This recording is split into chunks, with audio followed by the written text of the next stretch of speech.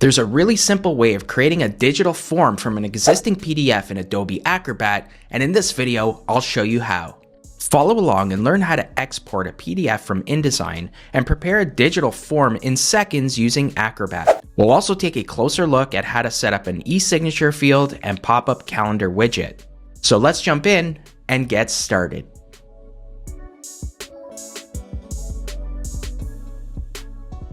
On my screen, I have a one-page form that I created here in Adobe InDesign. On this form, I have category labels for each field: first name, last name, date of birth, and so on.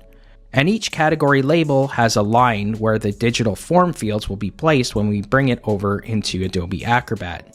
Down below, I created some circles that will be converted into radio buttons. And at the very bottom of the form, I've left a space for a signature as well as a date. I'd like to export this as a PDF, so let's make our way up to File and choose Export. We're going to be exporting this as an Adobe PDF print document, so ensure you have that selected, then simply click Save. In the export window, choose All Pages. We only have one page here, but you could choose All Pages, and then export as single pages, not spreads, and then go ahead and click Export. Now we can jump over to Acrobat to add our digital form. I'm in Adobe Acrobat Pro now, and to prepare a form, let's first click on See All Tools located in the upper right-hand corner of the Acrobat homepage. Go ahead and click that, and scroll down under the Edit category, you'll see the Prepare a Form option. Let's go ahead and click Open.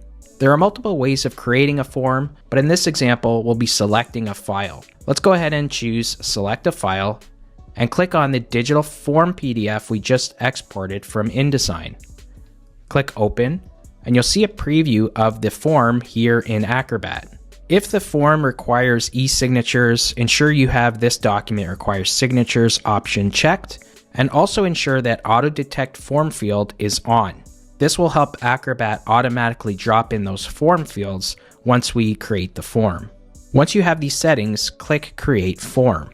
Acrobat automatically detects the form fields and appropriately names them based on the form category. For example, the first name form field category is named First Name. To rename a field, simply double-click it to open the Field Properties dialog. Here, you can rename the field or the tooltip. The tooltip is the text or call to action that appears when hovering over the interactive field. For example, here I can add Type in First Name. If you click on the Appearance tab within the text field properties, there are some other options to edit the font, text color, and font size.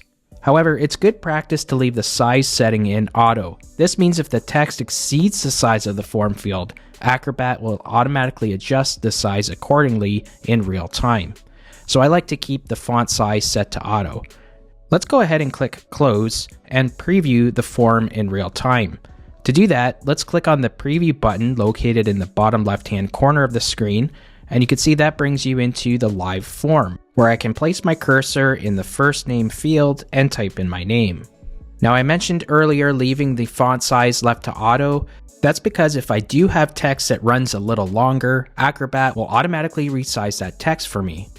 You'll also notice down below that the circles were converted to radio buttons. For example, I'm now able to choose the silver package, which fills the selection, and I can also choose the debit card payment method.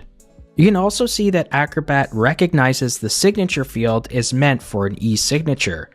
If I go ahead and click that, that brings up a separate window to sign with a digital ID.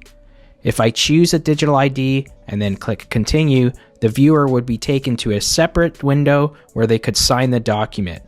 In this case, I'm just going to click back because I don't want to sign this, and then I'm going to click Cancel. Now currently with the date field, the end user would manually have to type in the date to add it to the form.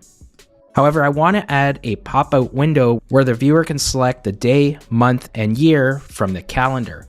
So I'm just going to click Exit Preview to go back to the Prepare a Form editor, and then I'm going to hover over the date field and double click it to bring up the text field properties. As mentioned, it's currently set to a text field because Acrobat is treating it as a text field. I'm going to click on the Format tab, and then from the category dropdown, I'm going to choose Date. From the date options, choose one of the formats that are available here. Any one of these will work. I think in this case, I'll choose month, day, and then the full year, and then I'll click close.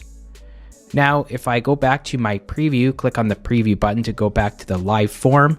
If I click on that field, you'll see an arrowhead to the right of the field where I can click that and open up a pop-up calendar.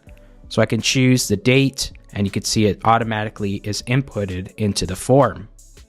That's a quick and easy way of creating a digital form from an existing PDF document using Adobe Acrobat.